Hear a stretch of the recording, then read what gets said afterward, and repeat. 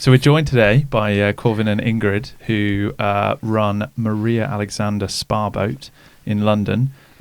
Thrilled to have you guys here. Thank you so much for coming up. Tell us a little bit about what this spa boat is and what you guys have been up to recently. Hi, Jake and Max, thank you very much for having us. It's a pleasure to be up in Durham for a second time. Yeah. Not visiting the passport office this time, or prison. So, yeah. Exciting wonders of Durham. Essentially the background to this is, Ingrid's background is in spa and hospitality, and a few years back, I think when she was looking potentially moving business or business location, we just happened to be wandering around in Wapping in London, which is next to the river, and walking past an estate agent, we just happened to see a barge for sale, and we thought at the time, obviously, what if you have a sort of landlord issues in London relating to building or maintenance or stuff like this, the cost of actually acquiring your own building is significant in central London. And we just thought, well, why don't we go for a boat instead? Because then you have much easier. Full control over everything. And then at the time we thought, and also putting a spa, anything to do with hydrotherapy, on water, rather than being in the basement of a hotel or a building, makes absolutely perfect sense. It's just to do with the rhythm of the water and the feeling of tranquility. Being a kind of pseudo outdoors. More natural connection. Correct. So that's exactly, and so we just had this idea, and then it kind of snowballed from there. And I think at the time, obviously, also the pressure which Ingrid could go into of actually running a spa where you've got multiple customers a day in several rooms and a lot of staff, then suddenly going at the other end of the spectrum where you're sort of looking after a small number of people in a sort of small private group is a completely different game. So we started this the sort of idea of having this thing on a boat. I mean, it's a long story. It took us about 3 years to get from that position to where we are now, which was essentially offering spa experiences on a wide beam canal boat in London. Wow. And we're just about to open now. Eller open. Not launch, Launch. Launch, not yet, I think. Yeah. So a soft, we're starting now with a soft launch. And and then the big launch will be maybe in a couple of months. Brilliant. So in practical terms, this boat, obviously I've seen the photos. It's phenomenally beautiful, and we'll link to the website and the socials after this. But talk us through, what does it look like? How does it feel? What experiences can people look forward to? Okay, well, the boat itself, it was basically the biggest thing we could possibly get on the canal and be able to move it, because otherwise we could have gone bigger, but it would have been sort of stationary, like a Dutch barge type thing on the Thames. So the thing is 70 foot by 12, which is about 22 meters by 3 and a bit meters. And I think originally when we'd started out, we just thought, well, essentially treatments, so massage or potentially facials or other things, but focus on massage.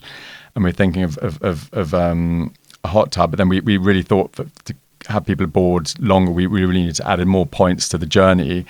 And obviously the natural progression there with Ingrid coming from Scandinavia was to have the sauna rather than sauna aboard. And that's where our sort of connection with Finnmark first started. So essentially, you'd be coming aboard, welcomed as onto your sort of private use boat. It would just be 1, 2, or 3, or 4 people as their own private group having the boat for anything from sort of 2 to 3, 4 hours. There's a spa area where the sauna is and the hot tub and a sort of resting. Relaxation area which can also be used as a changing area, but we also have a toilet which can be used as a changing area. Then we have a reception which converts now, also doubles up as a treatment room that we've had sort of curtains that can be drawn completely around. It becomes like a little cocoon when you have your massage, and then you can open it up and open a room again. Fantastic. Yes, and we have benches in there, which in the winter that reception area can be used as a reception when it's not being. We put our massage beds away, and then at the stern of the boat, which is actually quite a large area, I think it's at least almost 3 meters long. That We've got the sort of bespoke wooden bench there, which we can, with a canopy up that sort of covers the stern. We have hanging plants and we have nice lighting, and that can also be used as a sort of post spa chill out area. Or eventually, we're hoping to get appropriate licenses in the long run to basically be able to have snacks and drinks. But post spa. But yeah, the idea is sort of high end. Private use spa, so it's very intimate and it has the connection with the water, which London specifically we think. I think the canal work generally, so the canal network throughout the UK is sort of generally underutilised. It's always been, I think, post-industrial decline. It's sort of been seen as a backwater of any city, a bit of graffiti decay, and that's now kind of changing. And people, especially in London, tend to focus on the River Thames, and you've got the South Bank, all the museums, whatever. But that's gradually now we've seen in the past 10 years, we've got King's Cross, Coldrops Yard development, and also Paddington. It's sort of come. New buildings, offices, restaurants, etc. It's just sort of gradually being lifted up, and it's attracting more attention. And I think we just want it's really alive. Like the canal on those parts is really alive. So we really want to try to help be part of that transformation. Part of that. Was there was it quite challenging to build a spa in a boat, or were you surprised? Yes. Yeah. What were the challenges? We thought it was going to be really easy. Yeah. To have a boat. We can have a boat. We don't have to have a landlord. We can just moor wherever we want. So that's not the case. Yeah. You can't moor anywhere you want, and you. There are certain rules and restrictions. In fact, I mean, to be honest, in the beginning, I think everyone that we spoke to told us either they didn't think we would do it or told us not to do it. Yeah, the advices. And we were just sort of we just thought this seems like a really good idea, and no one else is doing this. And then now we realise why no one. You have the odd floating sauna. And we've looked sort of globally. There are boats that have a sort of combination of things, but they tend to be like privately run by high-end hotels, like very, very expensive hotels. And then in London, there are a couple of floating sauna boats. There are these sort of schooner boats that sort of float in hot tubs, but it's more like sort of stag party or hen party style stuff. But nothing on this quite on the scale that we just had this idea and this is what we want to do. Also maybe to have a more relaxed work, like to do like a spa in a more relaxed way rather than having a lot of people. Yes, yeah. So rather than having a high churn or high turnover, we also wanted to do it kind of as a project together. We actually wanted to have fun together, and we just thought this will be fun, and we're going to do it. Actually, that's what we still want to do. Yeah, we want to try to have fun and like do something profitable, but also enjoy it. And that the customers enjoy it. I think, it's as with any of those kind of business endeavors, and certainly when we started this, I remember sitting in a car with somebody who was like, "Oh, mate, you're wasting your time dealing with Finnish saunas." And then he said, "And everybody knows that sauna's from Sweden anyway." And I was like, okay, contentious issue, but yeah, the number of people that will tell you not to do something as a terrible idea, and you know what, actually. That in itself is quite a good barrier to entry. The fact that it is very difficult, and the amount that you've learned through doing this, and the challenges that you face actually are the reasons why it becomes quite a nicely, let's say, defendable business. The likelihood of somebody setting up another barge next to yours that's doing what you're. I mean, I'd say it was highly unlikely. I mean, let me put this. I think they'd have to be reckless. That's my first point. And in some ways, it was partly just to do with. So I know this is going to sound really cheesy, and it's not Valentine's Day, but in some ways, it was kind of like an act of love. Like we're just going to have this fun thing, and we're doing it together. And we're not for Ingrid. I wouldn't be doing this. And possibly vice versa. So, but this is almost like a baby that's been born. Now that it's there, we can't kind of get rid of it. But we wouldn't want to anyway because it's only it's sort of just being born now. And we sort of, despite what everyone says, we want to make it fun, and we know it will work because the feedback's extremely positive. So it's just a question of doing the fine tuning and getting it. And yes, I think if we did this all over again, and we would do it all over again, we might do things like a little bit. Probably do things a little bit differently. Or we do a boat with a lot of treatment rooms. We're focusing on the treatments, and that would be a different sort of idea. But as a secondary, I think we'd also maybe even from the design process, we would get, for example, on this particular one, we just dealt with a contractor. I think they dealt with with you guys With our with sauna, team, yeah. and we were sort of hands off. But we would probably, on some of the more specialist stuff, we would probably want to get involved or get the specialist input to maybe come up in certain ways. For example, we could have come up with a sauna and a steam room and something slightly more spectacular from a design perspective. I mean, the boat looks amazing, but we could have, with a foresight, it's easy to say in hindsight, but if we're doing a second round, we would probably do things slightly differently and try and tweak things to make it. It's always a challenge, certainly from our side. Like, you see sites that have a ton of potential, but if there's not that sort of engagement up chain at that point, there's only so much you can kind of do. But a lot of those, it's sort of a lot of those more difficult, challenging spaces, just being able to have that conversation and go, oh, have you thought about this? Or you could maybe do that. The danger is, of course, there's a lot of people out there where that conversation is just like, how do we ratchet this to be the most expensive version of whatever it is? From our side, we're literally like, wow, this is how cool, how cool. We're like kids in a playground going like, it would be really cool if we could do this. So I can understand those challenges. I think the other thing that you'll probably find once you've got into your stride is, and one of the things that we see with commercial operators is they're constantly tweaking the monetization model. And so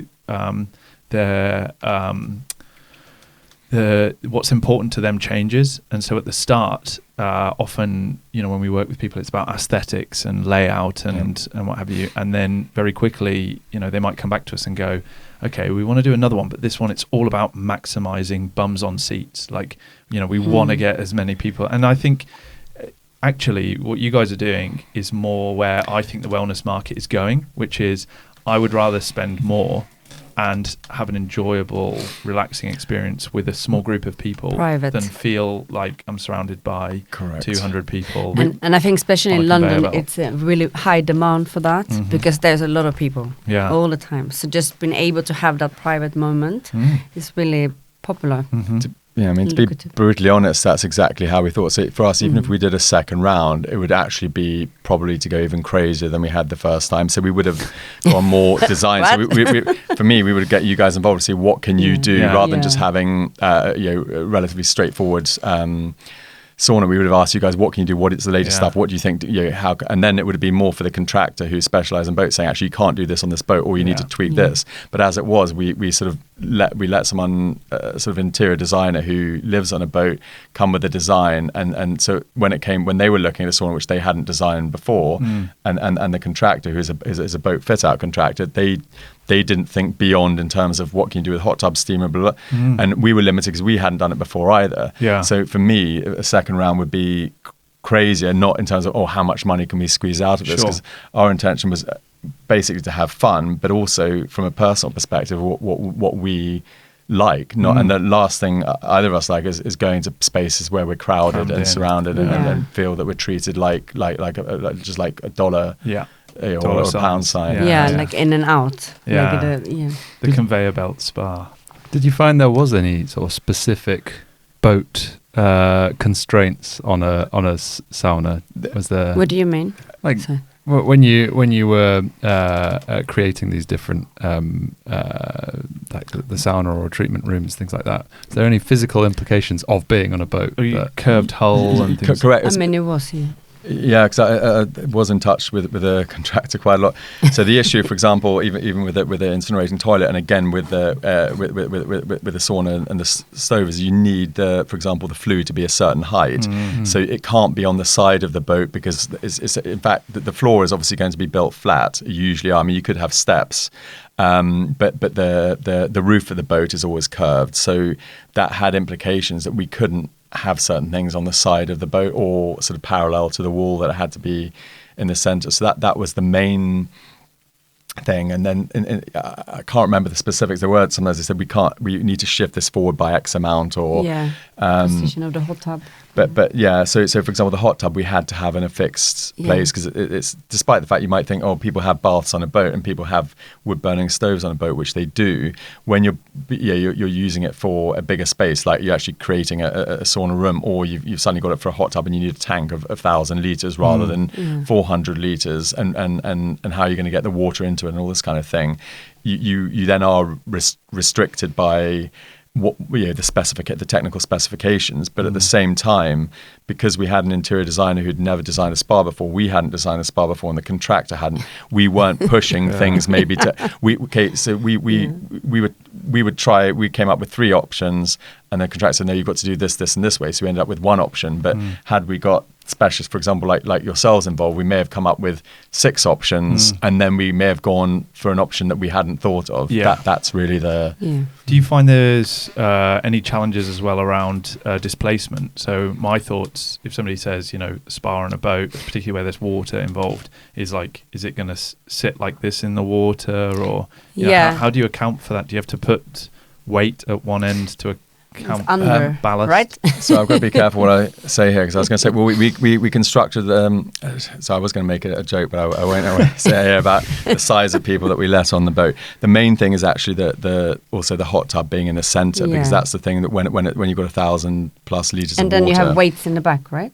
Isn't it weights in it? But the rest of it, to all intents and purposes, it's sort of balanced out. So the main thing is the water. There is ballast under the boat, but in terms of having 8 people on board, whether those 8 people stand on one side or the other doesn't really make any difference at all. But when you've got huge weights that are just on one side rather than the other, then you do have a problem. But that's the main reason that the hot tub is placed centrally, as is the water tank. Because if the water tank's full and the hot tub is full, then that's when you've got an issue. But the boat is relatively well balanced now, because it's sort of fully stocked. Very and like that. It doesn't move. And it's pretty. She looks beautiful, but she is a big beast. Yeah. Could it move? Does it have an engine? Of course. He drives it. How do you say cruise it? So I've been.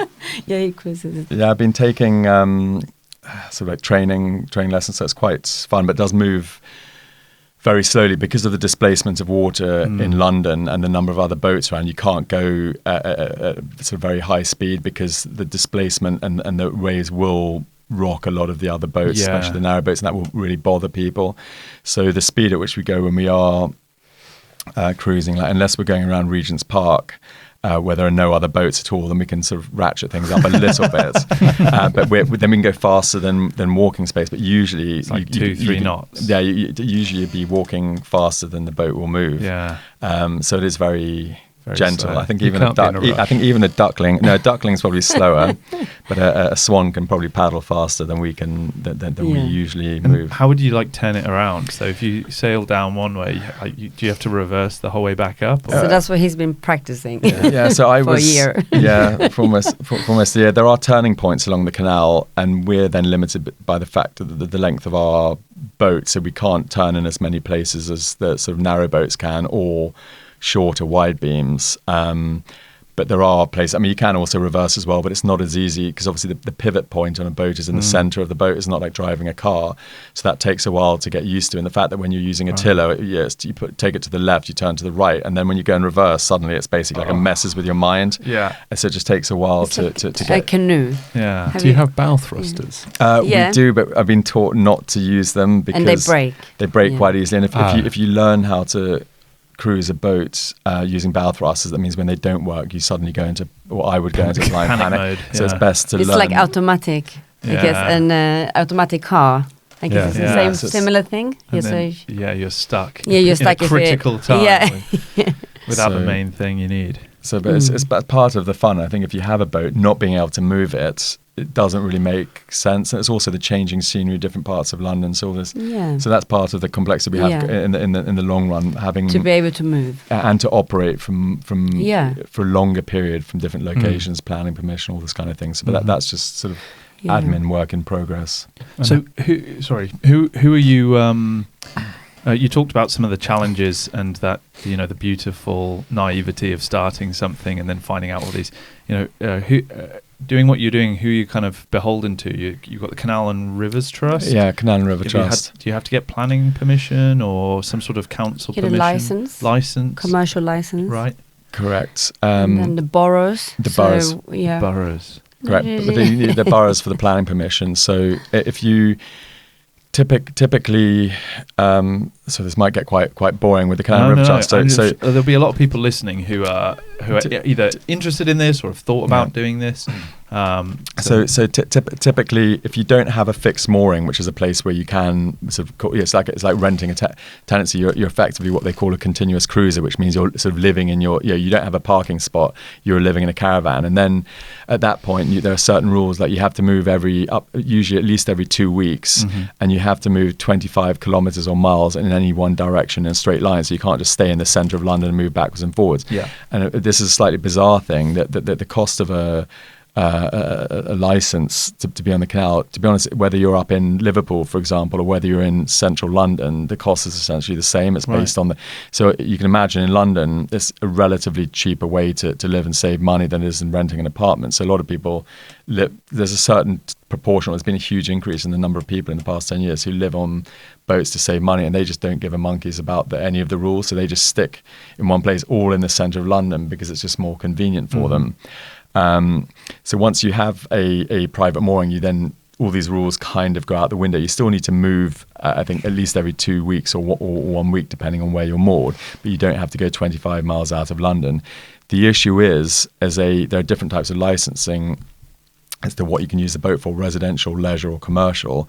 And the number of fixed or permanent mooring spots that have commercial licenses are minimal, right? Because there are comparatively few number of commercial boats. So then, in theory, what our rules from the Canal and River Trust is that we can't be in any one location as a continuous cruiser. You can't operate from it commercially for more than 30 days in the entire year. Right. And the reason why you can't do that is otherwise you have to have planning permission, because you're essentially, as if you were a house, you're permanently stuck there. So then you have to write to the borough and get planning permission. Yeah. So then if you're going across 5 different boroughs or more, you've got to apply for planning permission and deal with health and safety and the planning. Pay them. Yeah, so it's quite in 5 expensive. Places. So it would become prohibitive. Is planning permission a one-off thing, or does it lapse every year? Or I mean, I don't know. We're going to find that out shortly. But if you do treatments, you need to have a special treatments license, and that renews every year. Right. And you need to do that with each borough. Yeah. So, do you understand? So that will be quite a lot. And the planning permission, I think, is a one. I think it's a one-off. But the special treatment license will be quite expensive. Yeah. So because then, if you need to move, if you had planning permission for all the different boroughs you wanted to operate within, you could... To start off, we'd probably need it. What it would mean is that then we would be able to operate for more than 30 days a year from one specific location, but then you'd still need a point or agreement from either the Canal and River Trust that you can have this mooring. You're allowed to. You have permission from the council. That's fine. You can operate commercially, because usually they oblige you to move, because otherwise you would have to have planning permission. But even if you get planning permission, then you'd need permission from them to say that you could stay in a specific place, or because some spots they're not reserved for permanent for fixed mooring. So you then need to find somewhere that you're allowed to have a fixed mooring that you can apply. So it's a sort of chicken and egg. It's quite a complicated process, but to do that, to have a perfect world, would just take a lot of time. And also because no one's ever really done it before. Most boats that are, and this I could bang on for hours about this, it drives me nuts. The landlords are what people are looking for, where that most of them are restaurants, and they want to be in a fixed place because they want to attract the customers, and the customers know they're there. And most landlords who are on the sort of private side of the canal, because you have the public side of the canal and the private, and the landlords on the private side, most of them, they basically just want food and beverage, because then they can charge a percentage, and no one wants to take the risk of, let's do something different, let's diversify, let's have a spa, let's have this, they all want what's going to make them money, which is basically food and beverage. And so my view is, unless things are thought through more carefully, in the long run, the canal, in terms of businesses on it, may just turn out you'll end up with Starbucks on the water. It's just a gimmick. Pizza Express on the water, McDonald's on the, pushing it to an extreme, that kind of thing. So there won't be the holistic side or the wellness side, which actually is suited to water, than just Starbucks on water. Let's go and have caramel skinny latte on the Starbucks canal boat. And but the landlords will be thinking, that's what we can get 10%, 20% from them. They're willing to pay our insane rates. Whereas and then it will just it will become like Canal may become like every other high street in the UK. Yeah, but I guess there's so many, from what you've described, there's so many other little obstacles to overcome, and I imagine there's much more complex health and safety requirements of, people being near water and, the staff being... It's mainly when the boat moves, no? Correct. Yeah, because otherwise it's almost like a location on land. Extension of an estate, I guess. Right, that's which is kind of how they treat it. So if you have, I won't mention any specific landowners, but some of them would see it almost like, imagine like a big shopping mall in London. There's a couple called Westfield. So some of the landowners along the canal see this is like our shopping mall. So we've got all our shops in here which you can get leases for. So oh my god, we've got some space on the canal. And they basically see it as an extension of that. So let's just put another, let's put Greg's on there. Let's put Sainsbury's on a boat. It's this kind of thing. So no one actually thinks we could do something cool. We could do something fun, or we could do something different. That's my kind of personal bugbear. But you have to, because it's quite new. Like also like these people, a lot of new boats, commercial boats on the canal is new. Yeah, it's because it used to be quite a there aren't dodgy. Yeah, there aren't many at the moment. At the moment, I think most business on the canal, they're either trip boats, so they're showing tourists like from Camden going down to Little Venice and back, or you now have a lot of Airbnbs. A few restaurants or bars used to have party boats, so people, especially even like illegal boats in East London, where people would just get completely. The right word. They're sort of inebriated. Let's use that word. Slightly mad, like to all hours of the morning. And I think now. It's changing. Yeah, it's changing gradually, but there is. I think there is a niche parts, there, but there's still some not so nice parts. But yeah, I think we'll find our place eventually. We just need more time and more work. Yeah. I mean, you guys are trailblazers in what you're doing, but I think as you sort of grow in notoriety and popularity. Then you will see, we see it all the time where somebody comes up with a great idea, and then, a year or two later, there's loads of people trying to do the same thing. You will get those copycats. And, the thing that all of these kind of trailblazers benefit from is, A, they've done it before, so they know the challenges that those people are going to face. And, they sort of look at it and go, well, you know what, like... Good luck to you, because actually it's really hard. And we see that with a lot of the beach spas where, if a copycat turns up down the beach, the first response is, oh my God, they're going to steal all my customers. This is, really stressful for me. And then they go, hang on a second. This is a really tough way to make a living. We do it because we're really passionate about it. So kind of good luck to them. And actually what has happened, particularly on the south coast where there's a lot of beach saunas, is the number of...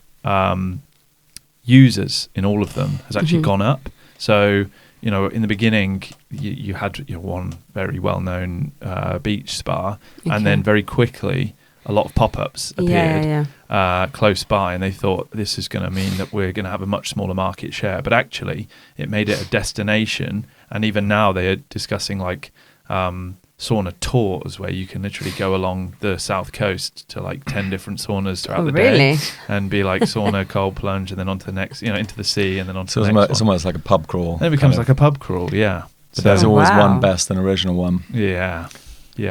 And you'll be the first ones in that space, so yeah. Spa boat crawl. Spa boat crawl. So how did you go, like, let's talk about your... introduction to sauna. You guys have two quite different stories of how you kind of first experiences of sauna. So Ingrid, obviously you're Swedish. Yes, I'm Swedish. Yeah, so we grew up with saunas. So we had a sauna, and we were, as I told you yesterday, we were naked in the saunas with everyone, and we were rolling around in the snow and then into the sauna. It was a very normal thing for us. So that's how I grew up with it. Yeah, and then you? So for me, I mean, to be honest, even the whole spa thing for me was tended to be limited to going to nice hotels as I got older. I was never really going to saunas as a Do you as a have child. saunas here at all in England? You did. I mean, I mean, from 20 years ago. Yeah, there are some good ones. They generally say there was a strong wave in the 1970s where quite a lot of Finnish and Swedish expats kind of brought it as an industry. It really sort of, but as a culture, you can go back 100 years and find Turkish baths across the UK, for example. There's always been an element, or vapor baths in East London. I think a little bit of hydrotherapy, so even back in Georgian and Regency days of going to spas, because I think it was actually back then, I think, more to do with disease, or people being worried about disease, and wealthy people thinking, I've got to get out of London, the plague, whatever, go and bathe ourselves in these waters. So if you weren't going to church to sprinkle yourself with holy water, you'd be going out to spas. Yeah. But as a culturally speaking, I would say generally no, it's not an intrinsic. It's definitely not an intrinsic part of British culture. And for me, it wasn't really until my student days and a bit of there's a notorious sauna in Kentish Town that I used to frequent, where I sort of became acquainted with naked saunas and steam rooms and pools. That was as far as. Do you have naked saunas in UK? Not really. There are It's some. not really- There are some naturist spas Naturist. around. They tend to operate more like a private members club because of the nudity rules or the laws in the UK around nudity. But it seems to kind of go in cycles. I think now a lot of people are going and using this new wave of commercial saunas. And I don't know if it's purely because we're in this industry and exposed to it, but it seems to be going that way again, that people are kind of going, oh, what the heck? Like, I've been to Germany and done it. I'm not bothered, But there was certainly, if you go back 5-10 years ago, there was still a strong sense of prudeness, and I would have conversations with people about going to Finland and having a business meeting, and we'd be sat at a boardroom table, and then an hour later we'd all be naked in the sauna together, and people would be like, what? Like, you get naked with people that you have a business meeting with? And I'd be like, yeah, it's fine. It's like, it's nothing actually. It's really not, like, it's not a thing when you're there. Whereas now I'd have that conversation, they'd be like, somebody would have a story that they'd been to Sweden or Germany or whatever and had a naked sauna. I think, it goes through cycles. But to touch on your point, I think, the British culture historically has been sort of a hot water bathing culture. So when you look across Europe, you can kind of say it's either sweat bathing or hot thermal water bathing. In Japan, they have a big onsen culture, which is hot water bathing. And even probably until the 90s in the UK, most people had baths in their home and didn't have showers. And if you had a shower, you were quite cosmopolitan. Maybe you went on holiday to France or something. And then there was very quickly a change where, and it happened somewhere in the sort of mid 90s or early 90s, where people were like, actually, no, this is a really sensible way for us to clean ourselves every day instead of having a bath. So, we've adopted, but the one thing, and you can say about this country and this culture, is we have a high degree of openness to what's good about other people's cultures. Certainly you see that in our cuisine, in our adoption, in our openness to other cultures and other ideas. And that's probably a post-colonial thing. But for us, everybody is generally quite skeptical until a few pioneers do something, and then everyone's like, oh, actually, this is a really cool thing. Let's all do it. And that certainly feels like the case for sauna in the UK at the moment. At the moment, for sure. Yeah. So you feel like it's booming? Absolutely, I would say so. And I think the big moment of realization for me was, a couple of years ago, going to a friend's birthday party where there's probably about 100 people there, and probably only 10 of the people there I knew. And everyone there was already talking about saunas in London and, bougie places that they'd been and great experiences they'd had. And it was the first time in a sort of 11, 12 years where I wasn't the weird guy instigating a conversation about saunas at a party. And it was quite nice to just sit there and be like, I'm not going to say anything, let it, let the dream live, let it have its own legs. So it certainly seems to be changing. Yeah, definitely. And I think you'll find people actively searching out experiences like yours to say, actually, I want something a bit different, or I want to go there with a group of friends and relax. That's certainly what we're Just to doing. learn a lot. I think the only about thing we're saunas missing, now. looking at a lot of what goes on in London, is a DJ playing really, really loud music.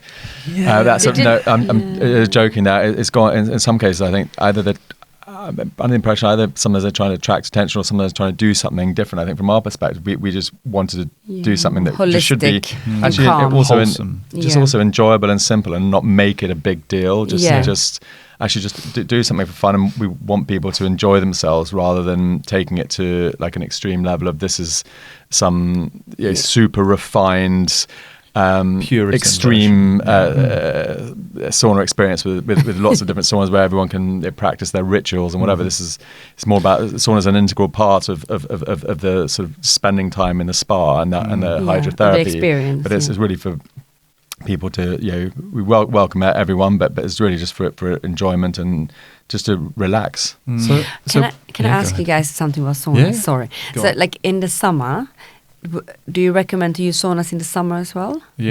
So the biggest, the most active time for sauna usage in Finland, for example, and probably in Sweden, is around the midsummer or because Johannes. I'm just trying to remember period. like how we use it, because I always remember it in the winter. Yeah, but if you think about those long summer holidays, so in Finland they go to their summer cottages, and a big part of that is the sauna will be on. The midnight sun is there, and people are going swimming in the lake. And then the sauna. So I would say, even though sauna is great in a cold Finnish or Swedish winter, I'm thinking ice bath. Yeah, but if you're all coming together as a family and you're in nature, like obviously, particularly if you're off grid, it's very, very difficult for everybody to wash with hot water if you have a large family off grid, right? But if you get a sauna hot, everyone can sweat and then go swimming in the lake. It's a really good way to clean yourself. I think there's something kind of magical as well about around midsummer or in the height of summer, just having the sauna hot all afternoon, having a barbecue. You can kind of go as and when you please then. And it's about that protracted enjoyment of summer's afternoon and into the evening. You could start the day foraging some birch leaves, make some vista, have some lunch, relax a bit, and then maybe start going in the sauna. We try and do that around the midsummer time each year. So either come together as a family. Some years we started doing it as a family, and then we started inviting a few people, and then it got to the stage where it was probably 2 or 3 years ago now, where we booked out a campsite. Oh wow! Which had glamping, yurts, and all this sort of stuff. It was on a river, beautiful. And we brought a load of sauna trailers right by this beautiful river in the Eden Valley in Cumbria, and we just sort of open invited it to people, and then we'd invite people and be like, and if you know anyone else who likes sauna, they can come along, just bring your tent, and a bit of a potlatch. We're going to bring some kegs of beer and food and stuff like that. And I think there was like 200 and something people. Oh, wow. And we were like, oh, okay, this is like, it gets to the level where you're like, well, we need St. John's ambulance and security. And so the next, then we didn't do it the subsequent year after that. We were like, kind of, calm. We were like, this is, as soon as it becomes its own sort of like, well, that becomes a festival almost that you have to administer. There's no fun in that anymore. So, we'll probably do something again, but it's just like, then we're coming. Go into hiding. Start all over again. Yeah, different place. Each time, because that one kind of got notoriety in itself, and we were very lucky with the weather as well. So when you have that glorious sunny weather, barbecues, people brought families. You have, and people ask about children in the sauna. These events, like the kids love it more than, like you will literally see kids going like 16 times between the sauna and the water. They tend not to stay in the sauna. I did that as a kid as well. Yeah. I was really young. Now when I think about it, because like we would say, oh no, you have to be 16 years old to go to the spa. But actually when I remember being really young. Yeah. So that's okay, right? Yeah. So in Finland, if you go to a commercial sauna, I've been to commercial saunas where there is literally a bucket with a baby in, like 6-month-old baby in the bucket, and they're just pouring water on his head, and he's just gabbling away and having a great time. Cute. So I think it's important. It's just, kids. I had this discussion in a sauna with some Finns, and they were like, we always say, listen to your body. Stay in as long as you feel. Don't force yourself to stay in longer than you need. Sometimes you'll want to stay a short time. Sometimes you'll stay quite a long time. And nobody listens to their body more than kids, right? If a kid's in there and they're like, I feel too hot, they will just get out. They won't be like, I'm going to force myself to. It's actually adults that are more risky. So it's, if somebody's been drinking or like alcohol or whatever, then, there's actually more risk there. But a little kid will go in, sit in there and go, oh, I'm too hot. I'm getting out. So after they've thrown about 5 liters of water. This is fun. Now I'm uncomfortable. So I think we'll probably do it again, and that's probably such a good idea, and bring people together. So and since then as well, we know even more people are connected. So I think we're at risk of it being even bigger than last time. You just need to give that 48 hours notice to whittle down the really hardcore participants. But people come, and it's crazy. Literally, we had people, come. I mean, Mikkel came from overseas. We had people come you had friends come down from like Bath area. Yeah, people travelled up from Bath. Obviously, a number of people from London. Lots of people came, so it fun. was in Cumbria. You go down the single track gravel road, and then you go down an even more sort of rope. So really, so you actually probably wouldn't need security because nobody would even know it was going on. Did you get security? No. There was no. It's just a private event. It was so private event and so isolated that nobody would find it. But we put on live music. We put on. There was catering as well. Yeah, we had food trailers come. So, but it wasn't super expensive. Like in the grand scheme of things, the amount of money that we actually put into it was not a huge amount. You could, let's just say, you could easily take 12 people out in London for a meal out and spend more than we spent putting this on for a long weekend. Wow. It was good, I think.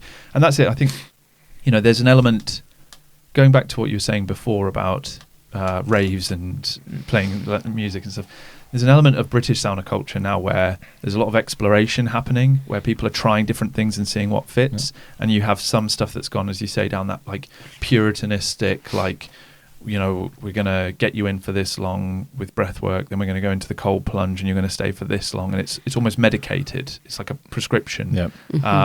And then you have, the partying or the, people doing life drawing or poetry, something music or something a bit different.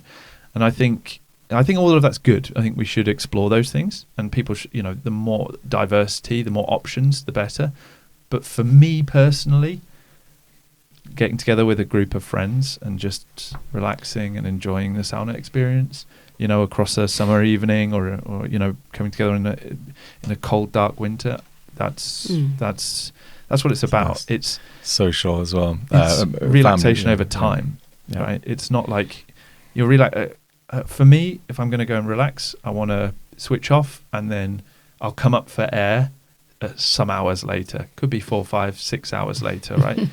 If I have to go somewhere and I'm like, right, I've got 50 minutes to go and relax. There's no point in that period am I actually really going to relax. I'm already thinking about what I've got to do next. So, to properly unwind, I think.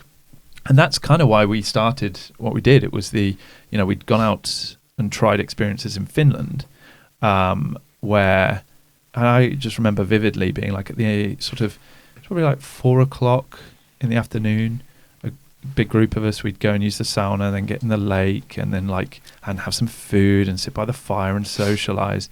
And then you'd get to sort of 9 o'clock, 9:30, your eyes would be really tired, and you'd be like, I have to go to sleep now. And then you'd sleep really well. The next morning you'd wake up and you'd be like, I had a really good time, I socialized, I really relaxed, and I slept really well, and I feel good today. And I was like, we don't do anything like that in the UK. If we go out, we drink a load of alcohol, we feel crap the next day, right? Or we go out somewhere, listen to loud music, we got lying awake with tinnitus till 2 a.m. or this kind of stuff. And I was like, why don't we just do that? Why don't we just chill a bit and just, and so that was kind of, and the sauna experience in the UK at the time was like, you go to the gym, you tolerate it for 10 minutes, and you're like, this is painful, but it must be good for me. And then the Finns are like, that's not what sauna's about. Like, to get the health benefits, all these health benefits are done, all these research are done on Finns who are using this like as an unwinding thing across several hours, where the start and the end time is all kind of a blurred, relaxing period. And I think we're still working on that. I think there's still a lot of, the commercial aspect of this culture. A lot of people who are like, well, we need to box this up to sell it. We have to sell it as a you're getting this for this. It is less holistic. There is this thing as well where I think sometimes a lot of commercial operators forget that the sauna is the draw, and that they have to bolt something on additionally. And I like the fact that the British culture is now experimenting with what can be done in the space, but there's few and far between places, it feels like, at least this is the case, that have just kind of egalitarian self-service, go enjoy the sauna. Maybe I'm wrong, but there is this kind of growing movement of having a program to draw people into the sauna, and you have to have. It's that ADHD brain thing that's going on with everybody needing constant stimulation. So there's a big boom in Aufguss in the UK at the moment, the German almost theatrical sauna tradition, and it's working wonders to get people into sauna, which is great. I think that's fantastic, and different types of people, different groups of people. It seems to have helped bring a lot more women into the sauna space, because it's the performance Aufguss is. I often say to people, it's like Strictly Come Dancing in the sauna, right? You see people come in, do some sort of dancey theatrical thing. It's something. It's an enjoyable thing to go and watch, and even I enjoy that. But there's an element where it's like, actually, this isn't always about constant stimulation and having to be preoccupied. Sit down and chill out. Be quiet. Just.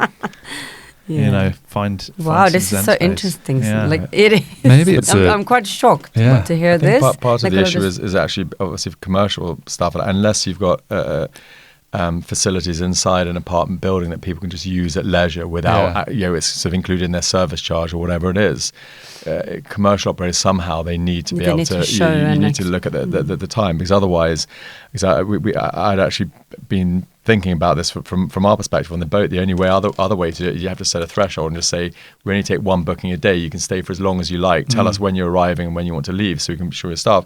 But the pricing is going to start here, because it's almost like you just have the whole thing all day. And if you only want to use it for 2 hours and we don't care, we still have to set the boat up, because we've got to get the wood burning, we've got to fill up the hot tub, we've got to do all this stuff for you. Yeah. And then suddenly you're setting yourselves in a position whereby you're doing sort of daily.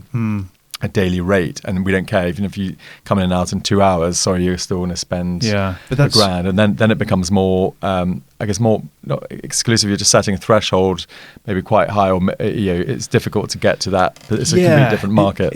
So certainly, if you go to Finland and you want a smoke sauna, so smoke sauna is old traditional sauna with no chimney, so they heat up a fire in the building itself. It fills with smoke out of a small vent hole, and they can take anywhere between sort of 4 and 8 to 12 hours to get this massive stone mass hot. Then when the fire dies down, you clear it all out, you scrub all the smoke out, and then people start using it. It's very popular. It's the original sauna experience.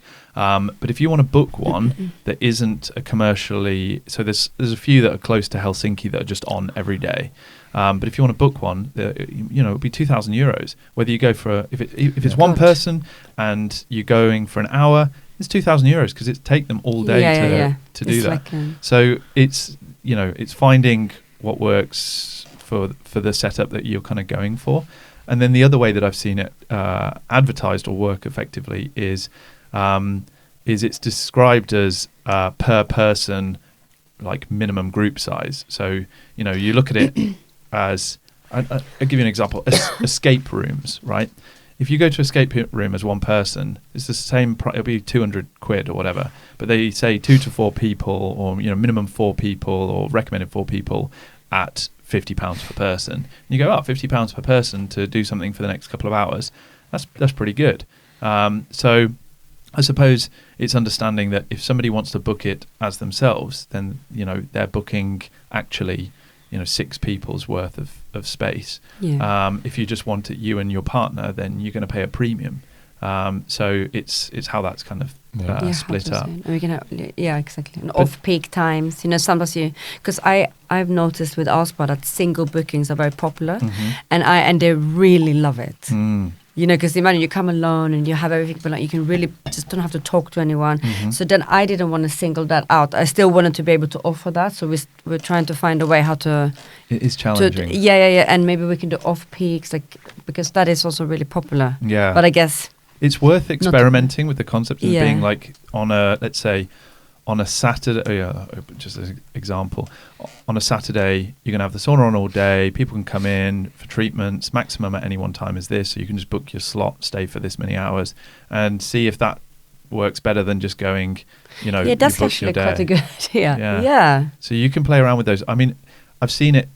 The most enjoyable, from my perspective, the most enjoyable experiences in the States and Canada. There's a lot of Russian banyas. There's a lot of Russians who moved a long time ago out to the US and Canada, expats. And the banyas there, from the outside, they look like the sort of place I would never go into. They don't look particularly interesting or glamorous. When you go inside, nobody's monitored how long when I went there, been in. You go in, you get changed, and then they've got multiple hot banya rooms and sauna rooms. And they want you to stay for as long as possible, because as part of the banya experience, there is a bar and restaurant which you can sit in your towel and order this really wholesome, they've got very traditional meals and stuff, and sit there eating and drinking. And that's actually how they make their money, because you're relaxed. And when you're relaxed and hungry and you're in a good place, if somebody's offers you a soup for, I don't know, £15, you go, it looks like a really wholesome soup, and I am hungry, and that it looks healthy, and I'm treating myself anyway. I'll just get it. I don't care. I'll relax. And the same happens in German saunas. So you go in with Germany is typical. They say stay for 2 hours, €22. If you stay for 3 hours, it's 35. It goes up, and then up to whatever the price is. After that, it will be a certain amount per hour.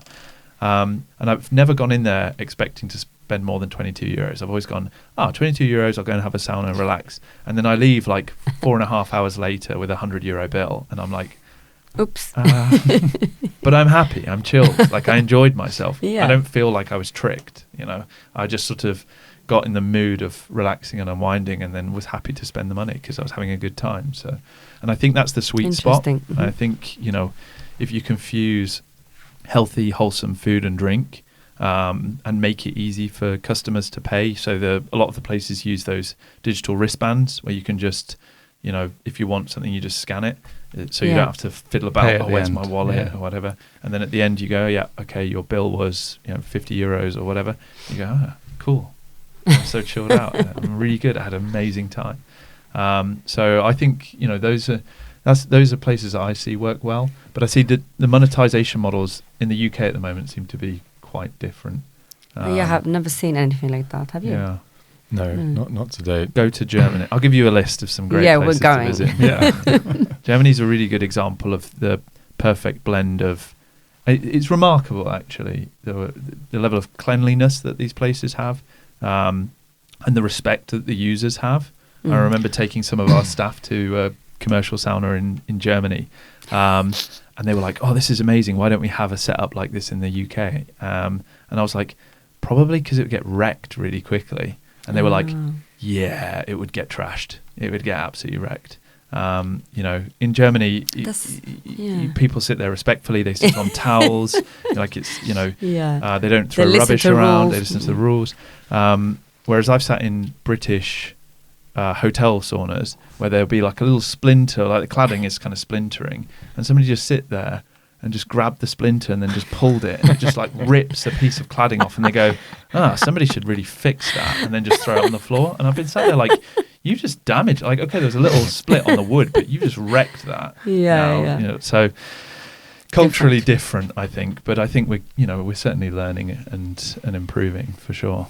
So so you guys soft launch later this month.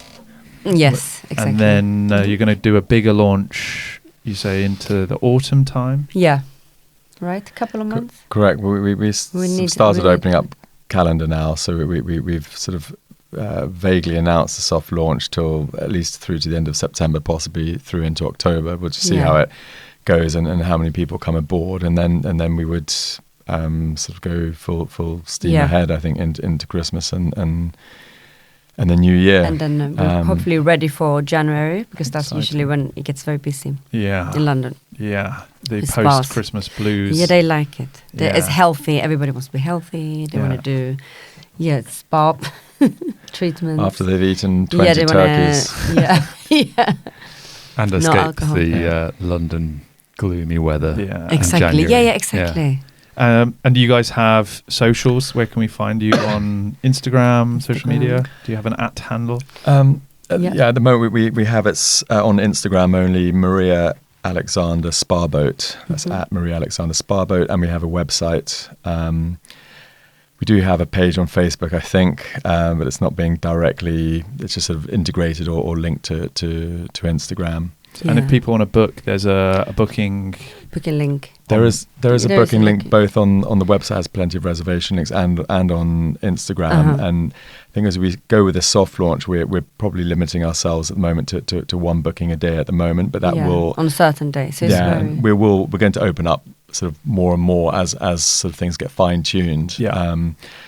And then we'll push a little more. There will be far more opportunity. You have to make a waiting list. We kind of want to avoid that, so that's why we're not doing too much sort of PR publicity or pushing it too hard. So we'll just go very slowly to begin with, and also because of the nature of the boat, to be brutally honest, we never really wanted to go down. So I'm giving an extreme example of that nail salon where you got 500 customers a day. Yeah. We will go. Sort of slowly. It is more of a experience and hosting, as opposed to you don't know the staff, you don't never see the same staff again, all this kind of thing.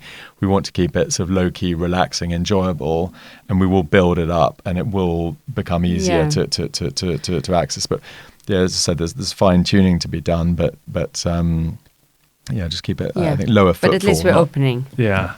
Slowly. Yeah.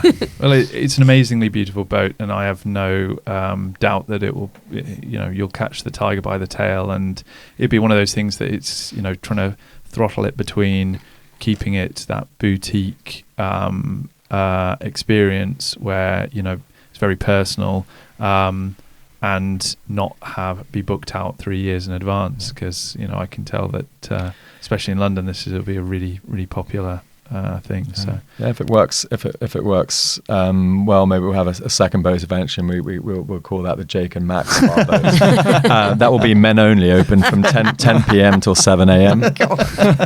Fully new. You just had to do that. that one we won't do any fit outs at all. We'll just turn the lights out and crowd as many gentlemen as we can get in there at once. Great. What dedicated dedicated to Finnmark. Yeah, thanks guys. No, thank you so much for coming on the podcast. This has been really insightful. I'm really looking forward to booking a slot on there as well. I think there'll be a lot of people chomping at the bit. So we'll put all the links in the description, and if you do nothing else after this, listening to this, check out how this looks, because it is absolutely beautiful boat. So bravo to you guys, and best of luck. Best of luck for the launch. Thank you so much. Thank you very much. Thanks for having us. Cheers.